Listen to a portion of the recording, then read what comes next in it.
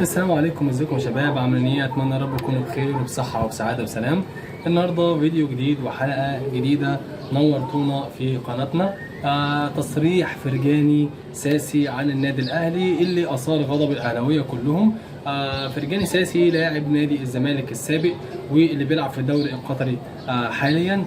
قال تصريح اثار غضب الاهلاويه كلهم عن مباراه الوداد المغربي والنادي الاهلي في نهائي دوري ابطال افريقيا. صرح فرجاني ساسي وقال ان هو في النهائي سيشجع الوداد المغربي امام النادي الاهلي المصري مهما كلفه الامر.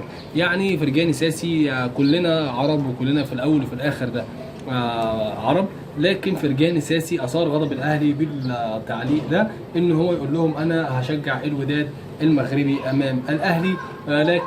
وقال كمان في تصريح ليه ان نادي الزمالك ما بيحبش البطولات، بيحب بس اللعيب المهاري على عكس النادي الاهلي.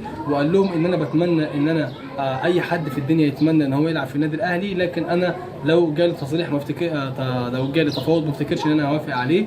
وقال فرجاني ساسي كمان ان هو بيدعم الوداد المغربي في النهائي الافريقي 2023 امام النادي الاهلي اللي هيقام يوم 4 6 و11 6 العوده في كازابلانكا. ده كان تصريح اللاعب فرجاني ساسي لاعب نادي السد القطري ولاعب الزمالك السابق.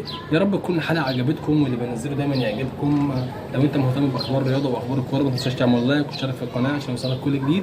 نتقابل في فيديو جديد وحلقه جديده ان شاء الله. سلام.